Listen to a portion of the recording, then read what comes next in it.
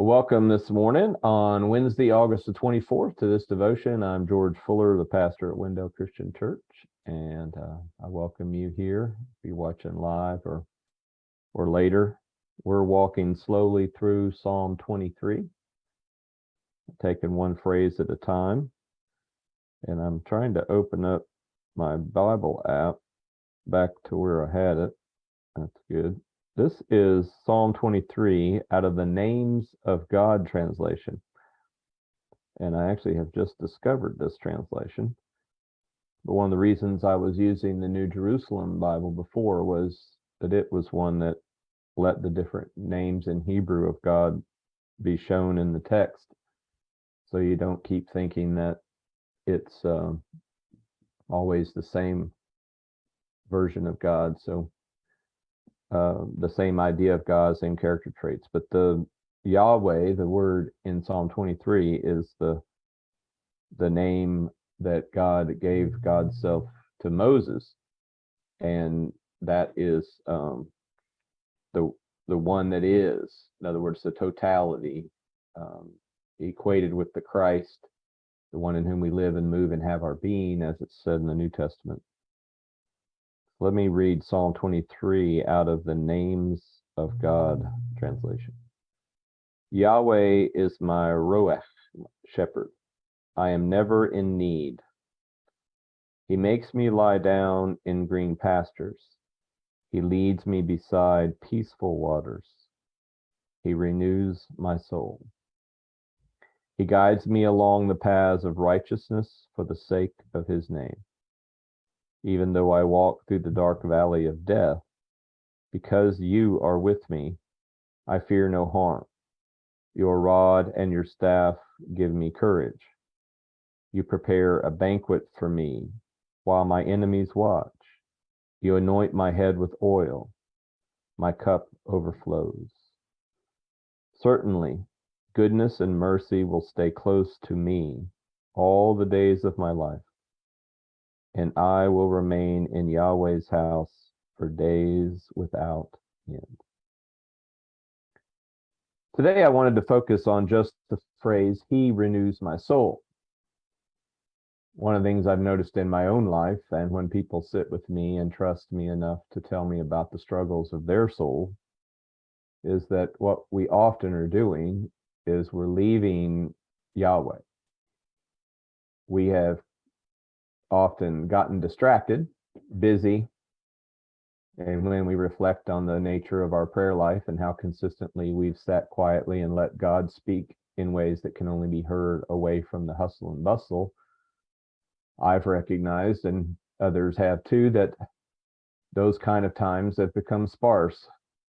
Perhaps through the demands of circumstance, the demands on our lives, but often it's because we took time for distractions. We watched TV and we took time for distractions. We sat around with friends for 4 hours at a meal, and it's good to be with friends, but we didn't get to the quiet where we could listen to God.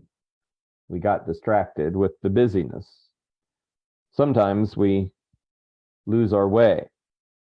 And it's interesting, the translations, as I went through several translations of Psalm 23 this morning, this renews my soul is also translated keeps me alive.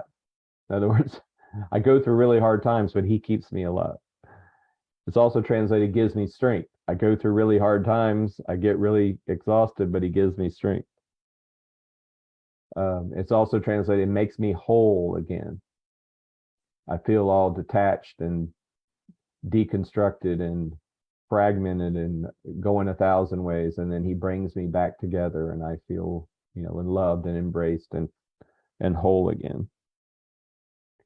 You see, when we get distracted, the question really isn't, are the distractions there? The question is Yahweh there? And we have to get beyond the distractions. We have to turn them off in order to find Yahweh present. The Yahweh that is love, the Yahweh that is our shepherd, the Yahweh that leads us beside quiet waters and beside still waters and into meadows of green grass, provides for us. We can lose heart. And the really question isn't, are there all these discouraging circumstances around? The question is, in our discouraging circumstances, do we come back to remember who we are in Yahweh and connect ourselves to the resources of Yahweh, even the other people in our lives who are for us, not against us? We can be tired, exhausted. And the question isn't, are there things we have to do that make us tired? Is there a work week that we have to get through? Is there circumstances where we're doing caregiving and meeting responsibilities? That's not the question. The question is, do we make sure that we love ourselves in the midst of all that and take the time to be still and to remember Yahweh and to rest in Yahweh so that we can be renewed? We can grieve and be in deep sadness, even the depths of depression. And the question isn't, are there things, stories in our heads and circumstances and relationships that can, with good reason, make us sad and depressed and grieving? The question is, in the midst of that, do we seek Yahweh and the people of Yahweh, the people that love God and love us, so that we can be comforted, so that we can remember we're not alone, so that we can have what Yahweh intends us to have, which is found in relationship to Yahweh in the depths of our souls, but also in our souls, our entire lives, in relationship to those people who also love Yahweh. I remember going to church on vacation with some friends, and they chose not to go to church on vacation, and we all got together, got our stuff together and went to church. And they said, "George, it seems like you're a preacher. You'd want a vacation from church on vacation." And I said, "Well, actually, on vacation, I get to not be the preacher and be at church.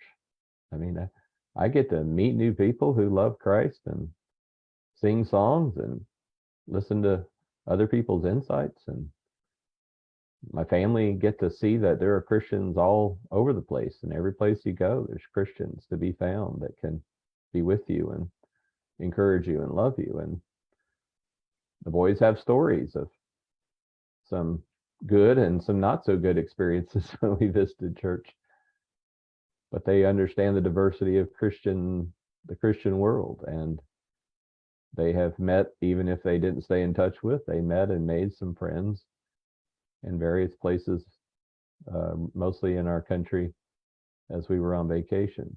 I hope that what we're learning in the phrase, "He renews my soul," is that it is Yahweh and every way in which Yahweh shows up, and in the lives and relationships of our community that loves Yahweh, that we are renewed. And I pray that we would remember that and seek that and share that. May it be so in us and among us. Amen.